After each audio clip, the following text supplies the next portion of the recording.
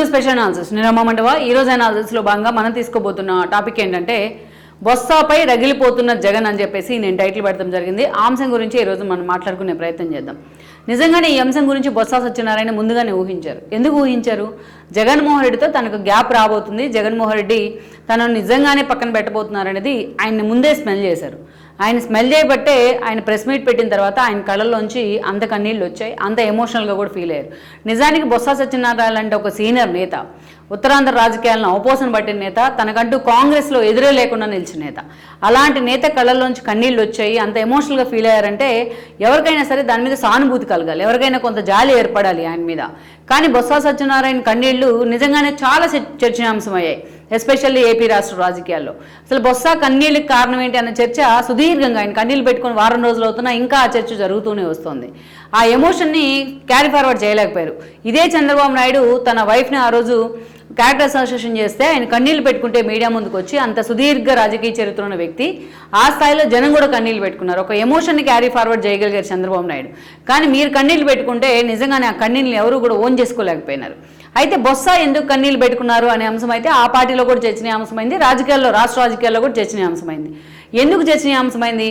బొత్స సత్యనారాయణ ఈరోజు జగన్మోహన్ రెడ్డి దగ్గరికి జాయిన్ అయ్యే రోజునే, మీకు అందరికీ చాలామంది గుర్తుండాలి, ఆ రోజున జగన్మోహన్ రెడ్డి కోసం నా స్థాయి తగ్గించుకొని 2 మెట్లు కిందకి దిగి మరీ నేను ఆ పార్టీలో చేరుతున్నాను అని చెప్పారు. అంతకుముందు బొత్స సత్యనారాయణ నోటి వెంట ఎన్ని ఆనిముత్యాలు వచ్చినాయో కూడా చాలామందికి తెలుసు.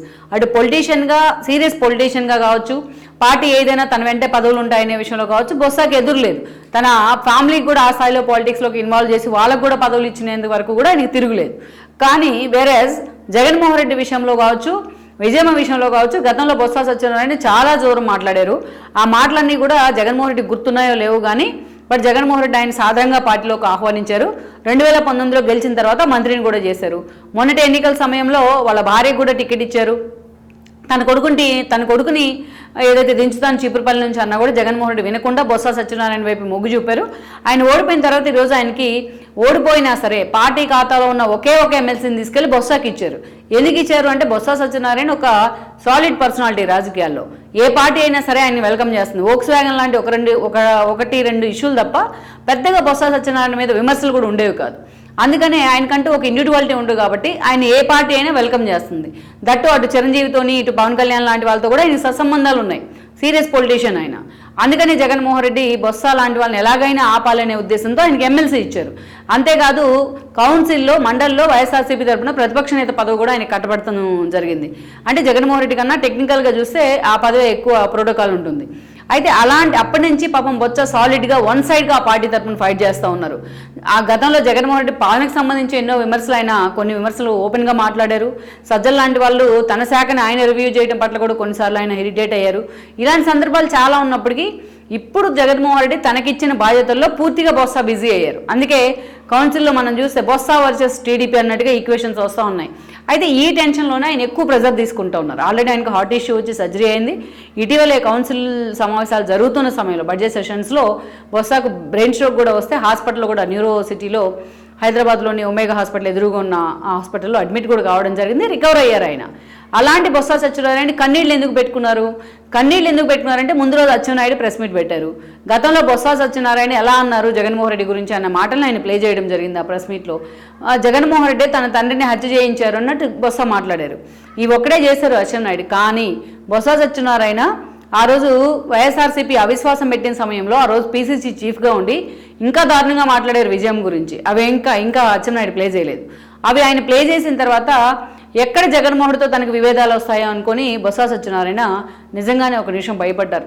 అందుకే ఆ ఎమోషన్లో ఆయన కన్నీళ్ళు పెట్టుకున్నారు. నేను పౌరాలు గుట్టుకెళ్ళాను, 7తో పాటు వచ్చాను, ఇది కాంగ్రెస్లో ఆ రోజు ఏం జరిగిందనేది ప్రతి ఒక్కరికి, చిన్న చితక స్పోక్స్ పర్సన్ మొదలుకొని రాజ్యసభ, లోక్సభ సభ్యులు, కేంద్ర మంత్రుల దాకా అందరికీ తెలుసు ఏం జరిగింది ఆ రోజు అనేది.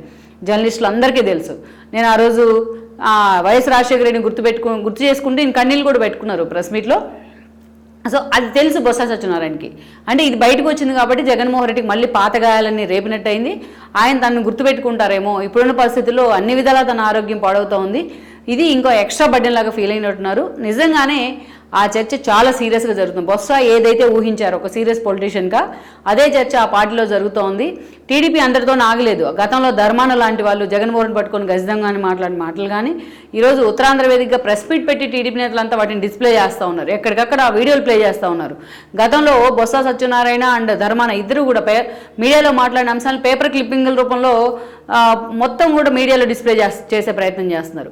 సో పూర్తి స్థాయిలో ఈ పరిణామాలతో బొత్స డిఫెన్స్లో పడ్డారు. బొత్సనే కాదు, ఆ పార్టీ కూడా డిఫెన్స్లో పడింది.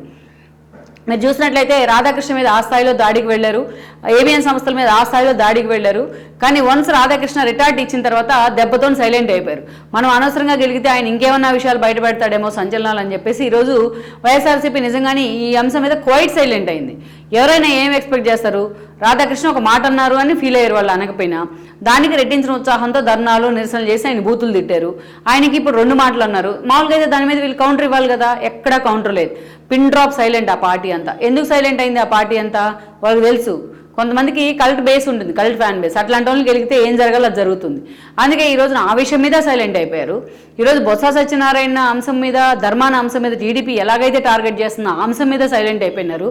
ఈరోజు ఈ క్రమంలోనే బొత్స సత్యనారాయణని జగన్మోహన్ రెడ్డి దూరం పెడుతున్నారు, వాళ్ళిద్దరికి గ్యాప్ పెరిగింది అని చర్చ జరుగుతోంది. గతంలో జరిగిన అంశాలన్నీ ఈరోజు ఒక్కొక్కటిగా వెలుగులోకి వస్తున్న పరిస్థితుల్లో జగన్మోహన్ రెడ్డి నిజంగానే బొత్స సత్యనారాయణ విషయంలో ఫీల్ అవుతున్నారనే చర్చ కూడా జరుగుతోంది. లెట్స్ సీ మరి వీళ్ళిద్దరి మధ్య ఆ కమ్యూనికేషన్ గ్యాప్ వస్తుందా, నిజంగానే ఆ గ్యాప్ని ఇద్దరు ఫిల్ఫిల్ చేసుకునే ప్రయత్నం చేస్తారన్నది కూడా మనం చూడాలి. అయితే గతంలో బొత్స ఇలా మాట్లాడారని తెలిసే కదా జగన్మోహన్ రెడ్డి ఆయన పార్టీలోకి తీసుకుంది, ఈవెన్ ధర్మాన్ని కూడా. మరి అలాంటప్పుడు టీడీపీ ఈరోజు కొత్తగా అవి డిస్ప్లే చేసినంత మాత్రాన జగన్మోహన్ రెడ్డి ఏమైనా మనసు మార్చుకుంటాడా అన్న అంచనాలు కూడా ఉన్నాయి. కానీ బట్ పార్టీలో మాత్రం ఈ అంశం చాలా సీరియస్గా చర్చనీయాంశం అవుతా వస్తోంది. ఈరోజు షర్మిల కూడా పూర్తి స్థాయిలో బొత్సను టార్గెట్ చేసే ప్రయత్నం చేయడం ఇంకొక అంశం అనే చెప్పాలి. మొత్తానికి మాత్రం బొత్సకు అండ్ దెన్ జగన్మోహన్ రెడ్డికి మధ్య గ్యాప్ పెరిగిందన్న చర్చ అయితే మాత్రం ఈరోజు ఆ పార్టీలోనే సీరియస్గా నడుస్తూ ఉంది.